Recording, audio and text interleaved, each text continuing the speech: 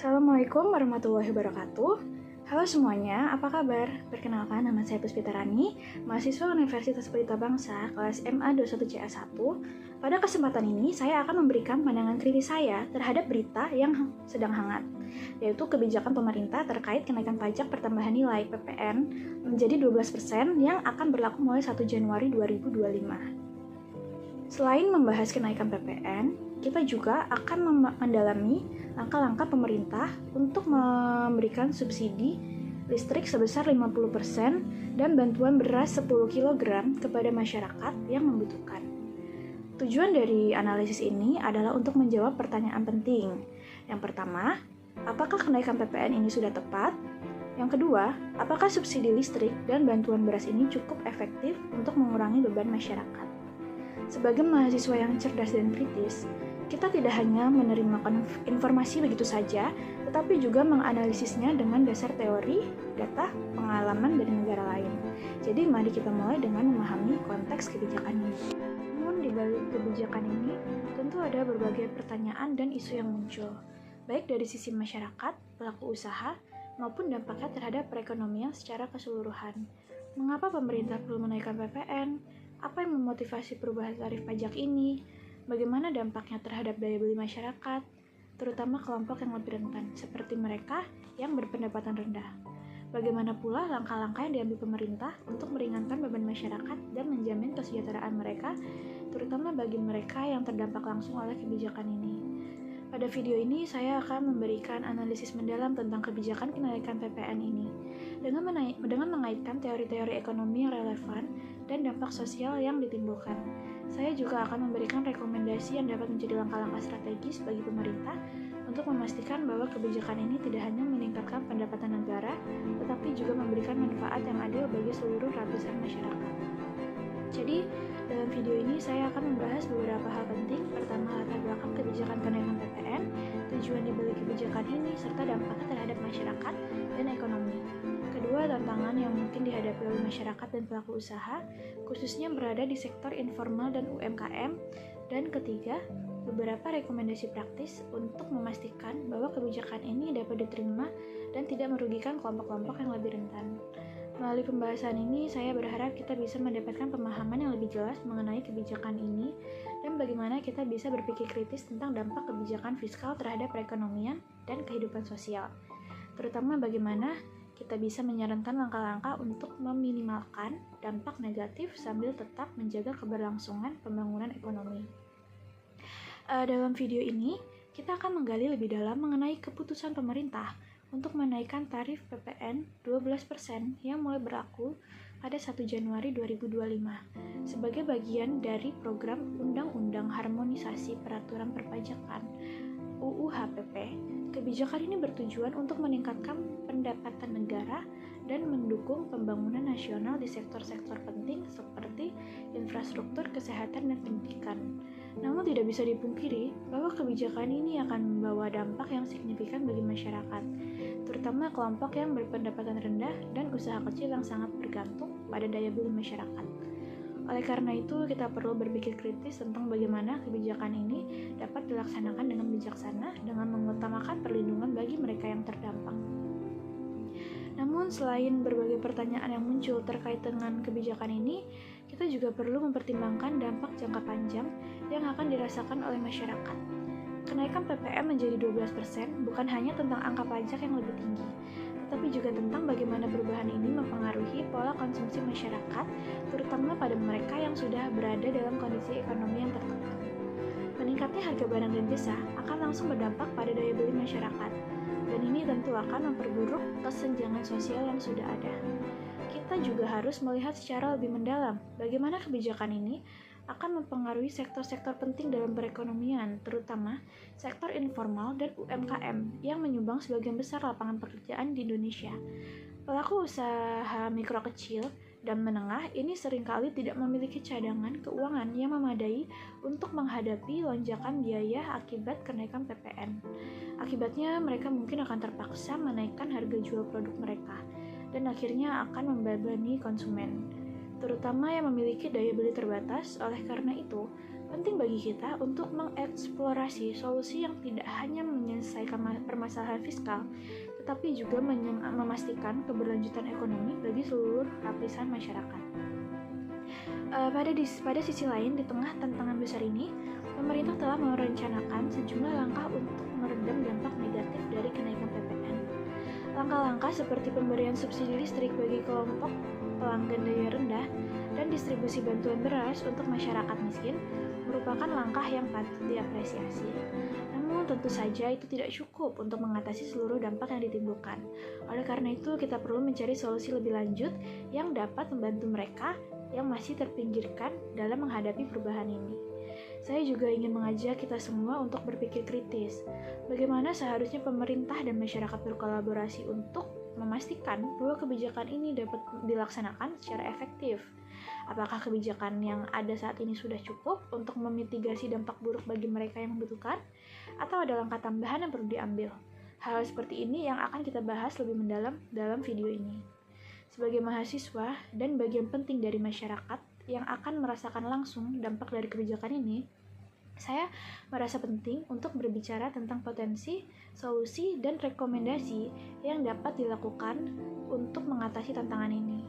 Oleh karena itu, setelah membahas latar belakang kebijakan dan dampak terhadap masyarakat, saya akan mengusulkan beberapa rekomendasi praktis yang dapat diambil oleh pemerintah guna memastikan bahwa kebijakan ini dapat diterima oleh seluruh pihak, tidak hanya dari sisi pemerintah, tetapi juga dari masyarakat secara umum.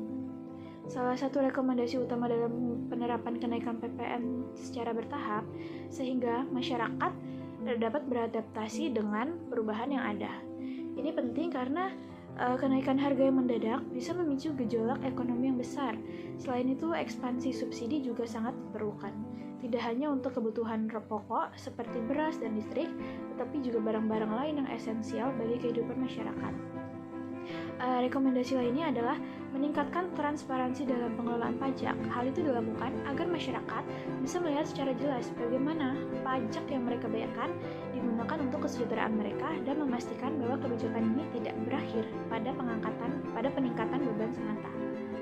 Namun judul ini juga mengundang kita untuk berpikir lebih jauh mengenai apa yang menjadi motivasi pemerintah untuk menaikkan PPN, serta bagaimana kebijakan ini bisa berdampak pada berbagai lapisan masyarakat.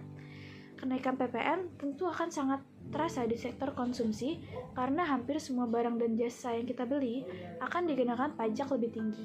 Meskipun ada program subsidi dan bantuan sosial yang ditujukan untuk meredam dampaknya, banyak pertanyaan yang harus kita jawab bersama, seperti apakah langkah-langkah mitigasi yang ada sudah cukup efektif? Apakah kelompok-kelompok masyarakat yang mungkin terlupakan dalam kebijakan ini? Bagaimana kita sebagai masyarakat dapat berperan dalam mendukung implementasi kebijakan ini dengan bijaksana? Melalui video ini, saya ingin mengajak Anda untuk menyimak dan merenung bersama karena kebijakan kenaikan PPN ini bukan hanya sekedar perubahan tarif pajak, tetapi juga tentang bagaimana kita bisa menjaga keseimbangan antara pembangunan ekonomi dan kesejahteraan sosial. Oleh karena itu, kita harus terus berpikir kritis dan mencari solusi yang terbaik agar setiap kebijakan yang diambil dapat memberikan manfaat yang lebih luas dan adil bagi seluruh masyarakat Indonesia tanpa terkecuali.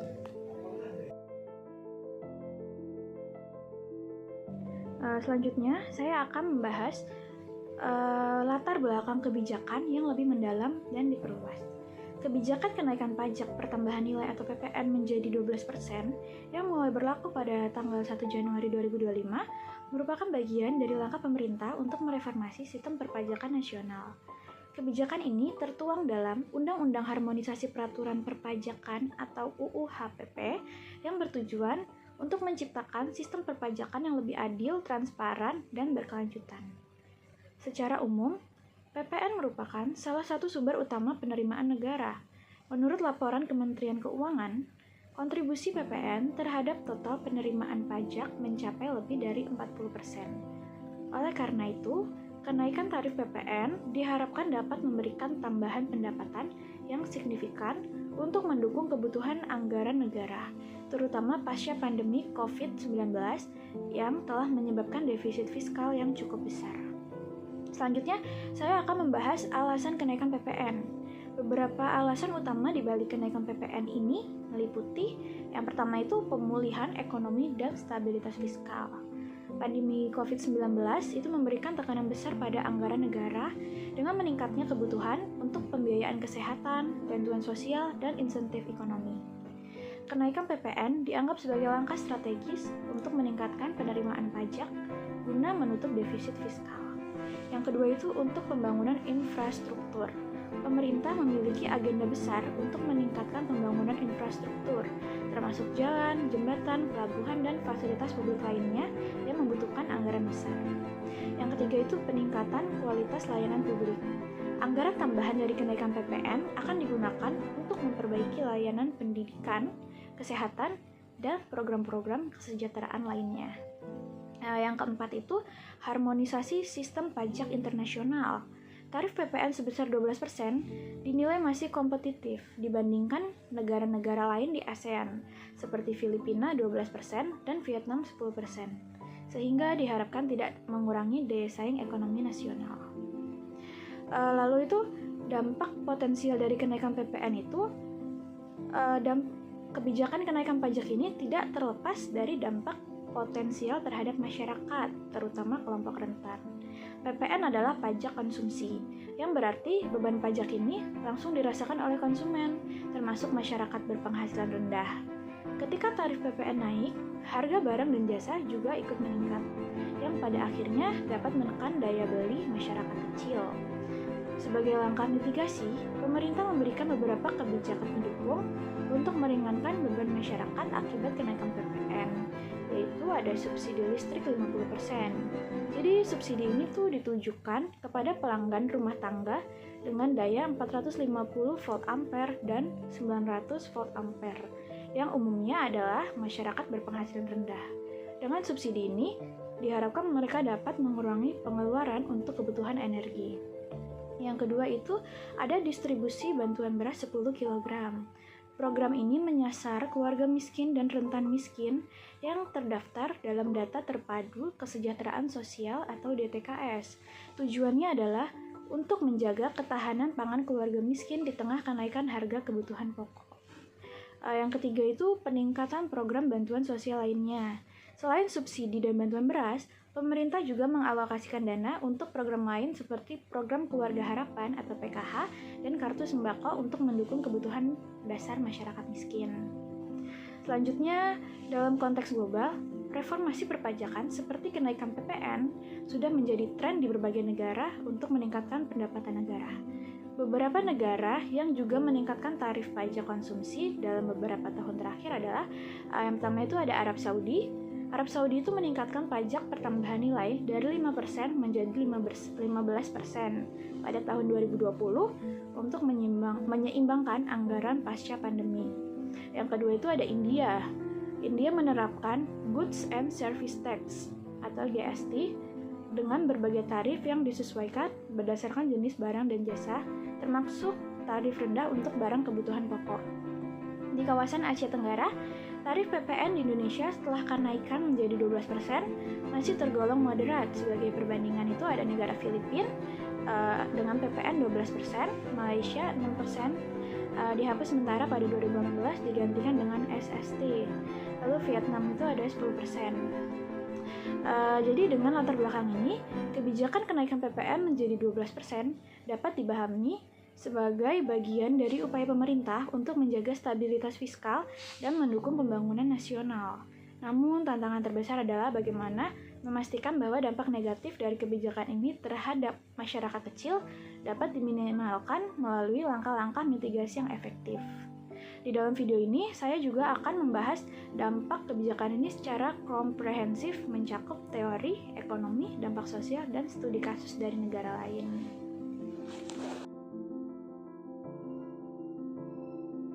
Selanjutnya, saya akan menjelaskan apa itu PPN dan mengapa penting. Jadi, pajak pertambahan nilai atau PPN adalah salah satu jenis pajak konsumsi yang dikenakan pada setiap tahap produksi atau distribusi barang dan jasa. PPN termasuk pajak tidak langsung yang berarti membayar pajak akhir atau konsumen tidak membayarkannya langsung kepada pemerintah, melainkan melalui produsen atau penjual yang memungutnya. PPN adalah salah satu instrumen yang penting dalam sistem perpajakan modern karena memiliki keunggulan sebagai berikut. Jadi keunggulan yang pertama itu mudah dipungut dan dikelola. PPN itu diterapkan pada setiap transaksi di sepanjang rantai distribusi, mulai dari produsen hingga konsumen akhir. Hal ini memastikan pengumpulan pajak yang lebih merata dan mengurangi potensi penghindaran pajak. Lalu dengan sistem self-assessment yang diterapkan di Indonesia, perusahaan atau pelaku usaha melaporkan dan membayarkan PPN secara mandiri sehingga proses administrasi menjadi lebih sederhana. Lalu basis pajak yang luas. Hampir semua barang dan jasa konsumsi dikenakan PPN, kecuali yang secara eksplisit dikecualikan seperti barang kebutuhan pokok, layanan kesehatan tertentu, dan jasa pendidikan. Hal ini memungkinkan pemerintah memiliki sumber penerimaan pajak yang stabil dan berkelanjutan. Ketiga, kontributor utama penerimaan negara. Selanjutnya, bagaimana kenaikan PPN 11% menjadi 12% mempengaruhi harga barang? Jadi contoh sederhananya itu, jika harga barang sebelum pajak adalah 100.000, dengan PPN 11%, harga total menjadi 111.000. Dengan PPN 12%, harga total menjadi 112.000. Contoh lainnya, itu untuk kebutuhan belanja bulanan satu keluarga adalah misalnya 3 juta. Maka dengan PPN 11%, mereka membayar pajak sebesar 330.000. Dengan PPN 12%, pajak naik menjadi 360.000. Perbedaan 30.000 mungkin tampak kecil, tetapi bagi keluarga miskin, jumlah ini signifikan, apalagi jika kenaikan harga barang memicu inflasi yang lebih luas. Lalu, kenaikan PPN dapat mempengaruhi daya beli masyarakat. Berdasarkan laporan Bank Dunia, daya beli adalah salah satu indikator utama kesejahteraan masyarakat. Ketika harga barang naik, kelompok rentan seperti buruh, petani, dan pedagang kecil akan paling berdampak. Selain itu, kebijakan ini juga berpotensi meningkatkan ketimpangan ekonomi. Masyarakat kelas menengah atas cenderung tidak terlalu terpengaruh karena proporsi pengeluaran mereka untuk konsumsi lebih kecil dibandingkan pendapatannya.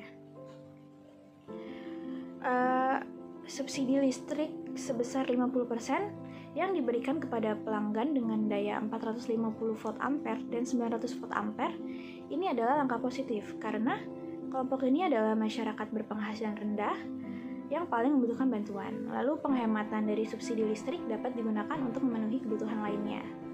Namun ada beberapa tantangannya. Yang pertama itu tidak merata.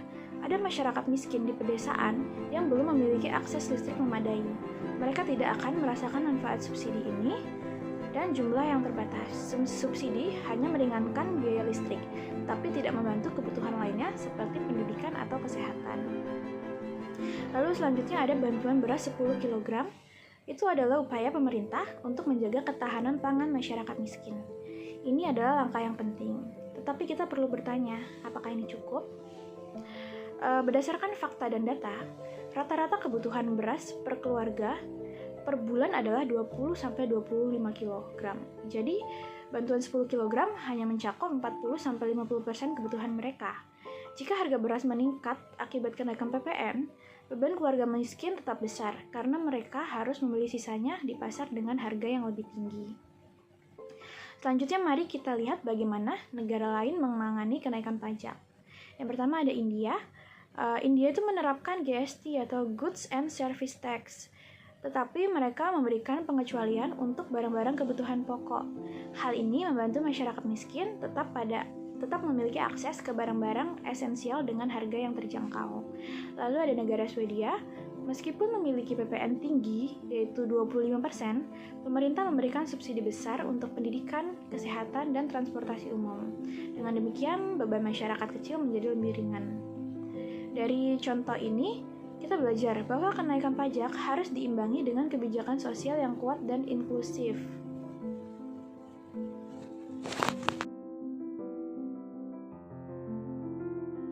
Setiap kebijakan fiskal yang diberlakukan oleh pemerintah, termasuk kenaikan pajak pertambahan nilai menjadi 12%, haruslah didukung oleh serangkaian langkah yang memastikan kebijakan tersebut dapat berjalan dengan baik, tidak memberatkan masyarakat, serta tetap menjaga stabilitas ekonomi dan sosial.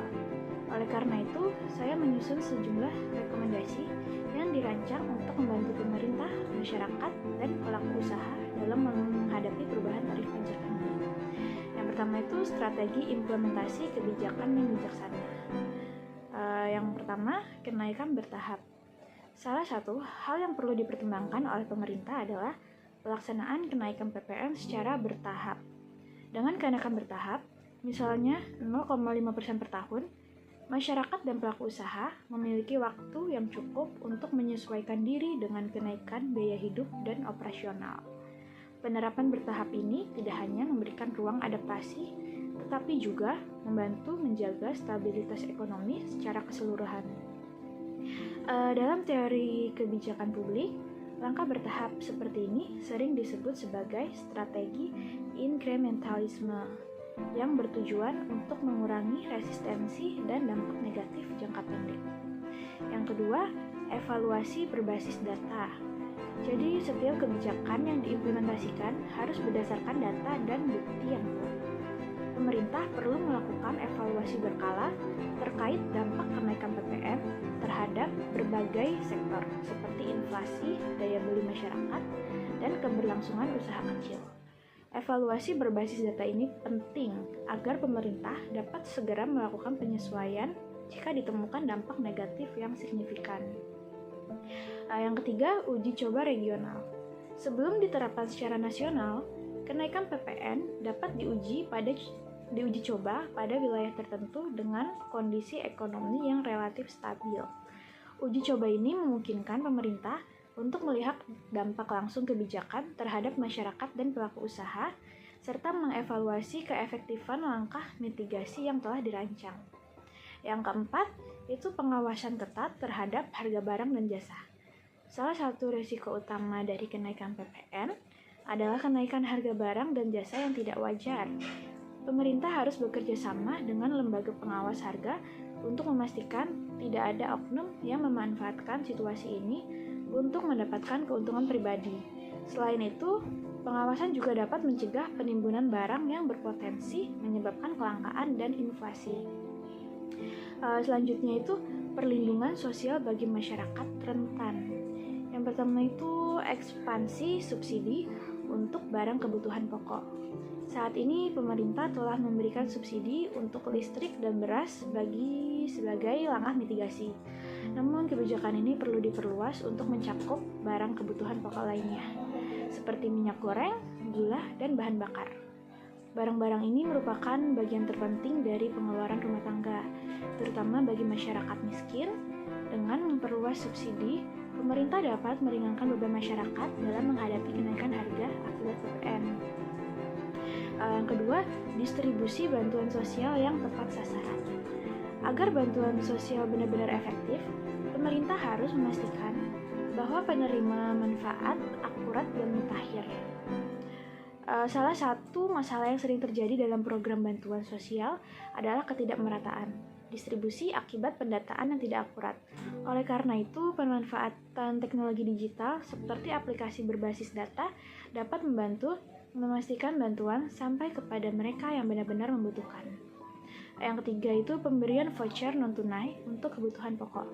Selain memberikan bantuan dalam bentuk barang, pemerintah juga dapat mempertimbangkan pemberian voucher non-tunai yang dapat digunakan untuk membeli kebutuhan pokok tertentu. Keuntungan dari sistem ini adalah masyarakat memiliki fleksibilitas dalam memilih barang sesuai kebutuhan mereka. Sementara pemerintah dapat memastikan bahwa bantuan dapat digunakan untuk tujuan yang tepat. Lalu yang keempat itu ada proteksi harga barang esensial. Pemerintah dapat menetapkan harga eceran tertinggi atau HET untuk barang kebutuhan pokok selama masa transisi kenaikan PPN. Langkah ini bertujuan untuk melindungi daya beli masyarakat dan mencegah kenaikan harga yang tidak wajar. Proteksi harga ini juga dapat memberikan rasa aman kepada masyarakat bahwa kebutuhan dasar mereka tetap terjangkau. Selanjutnya itu dukungan untuk pelaku usaha terutama UMKM. Yang pertama itu ada pemberian insentif pajak untuk UMKM. Jadi pelaku usaha mikro, kecil, dan menengah adalah tulang punggung perekonomian nasional. Dalam menghadapi kenaikan PPN, mereka mungkin mengalami peningkatan biaya operasional yang berdampak pada daya saing produk mereka.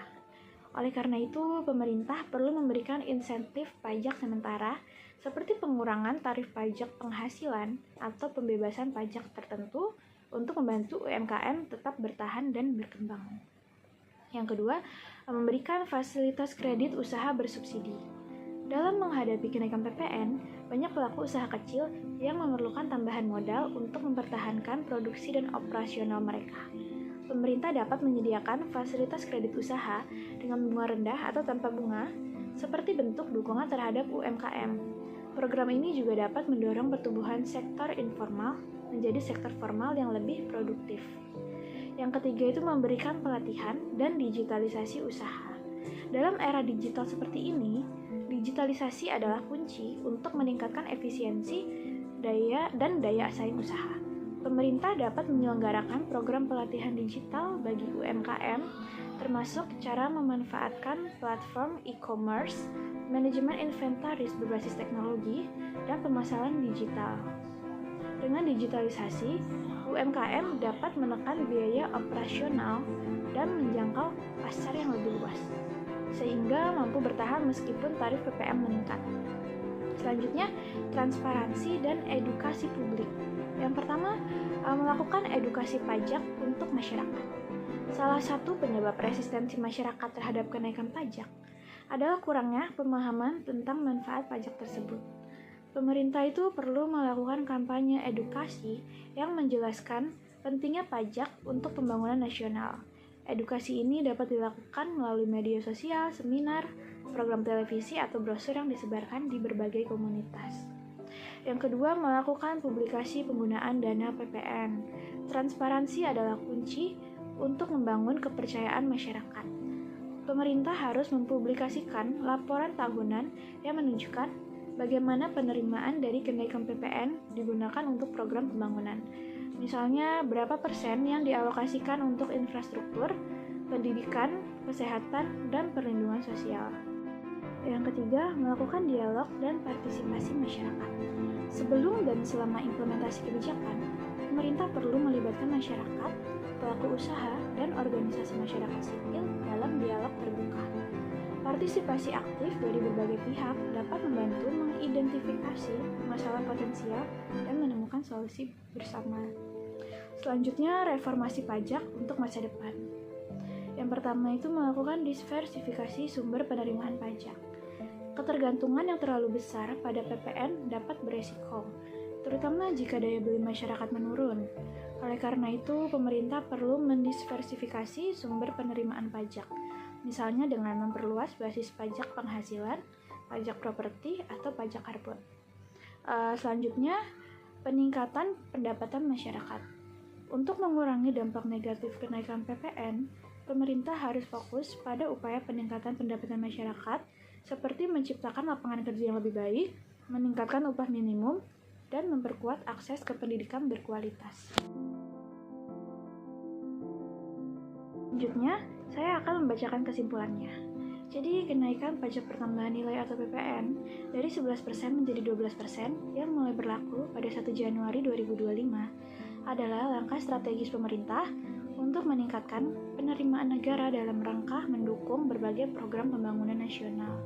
Kebijakan ini memiliki tujuan yang jelas, yakni memperkuat anggaran negara, mengurangi ketergantungan pada utang, dan memastikan keberlanjutan pembiayaan proyek-proyek infrastruktur, pendidikan, kesehatan, dan kesejahteraan sosial.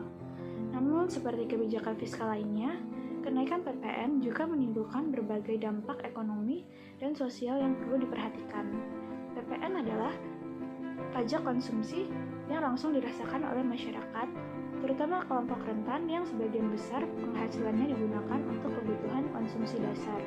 Oleh karena itu, dampak dari kenaikan PPN ini lebih signifikan bagi mereka dibandingkan dengan masyarakat yang berpendapatan lebih tinggi. Jadi dampak positif kenaikan PPN ini dapat memberikan sejumlah manfaat bagi pemerintah dan masyarakat dalam jangka panjang, yaitu yang pertama meningkatkan penerimaan negara. Dengan tarif PPN yang lebih tinggi, pemerintah dapat memperoleh tambahan pendapatan yang signifikan. Pendapatan ini dapat digunakan untuk mendukung berbagai program pembangunan seperti infrastruktur, pendidikan, dan kesehatan yang pada akhirnya akan meningkatkan kualitas hidup masyarakat. Yang kedua itu memperkuat stabilitas fiskal. Jadi pandemi COVID-19 telah memberikan tekanan besar pada anggaran negara, sehingga meningkatkan tarif PPN merupakan langkah penting untuk menstabilkan kondisi fiskal. Dengan tambahan penerimaan dari PPN, pemerintah dapat mengurangi defisit anggaran dan ketergantungan pada utang luar negeri.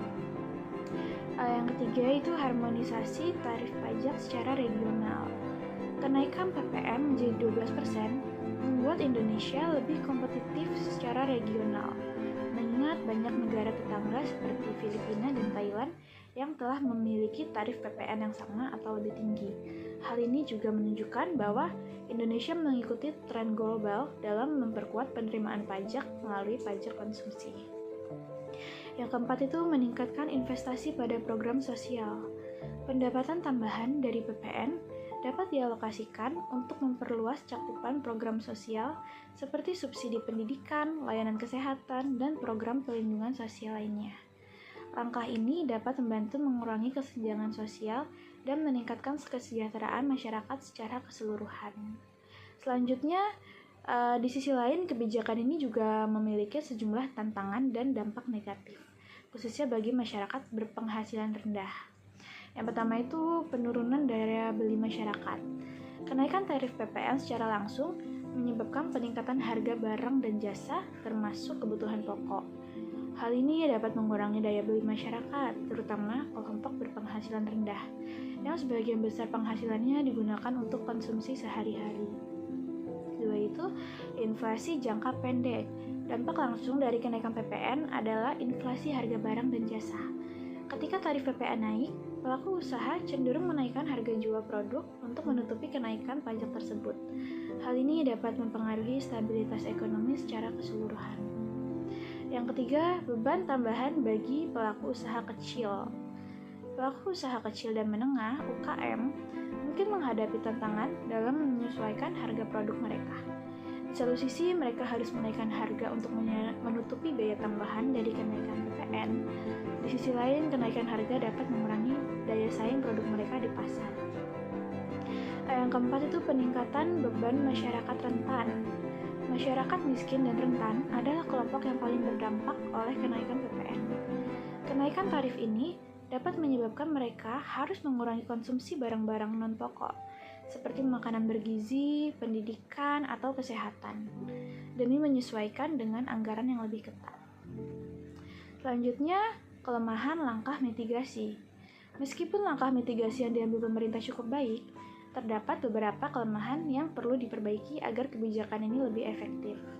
Yang pertama itu cakupan subsidi yang terbatas. Subsidi listrik hanya diberikan kepada pelanggan tertentu dengan daya 450 volt ampere dan 900 volt ampere. Padahal banyak masyarakat miskin yang menggunakan daya listrik di atas 900 volt ampere tetapi tetap memerlukan bantuan. Yang kedua itu distribusi bantuan yang tidak merata.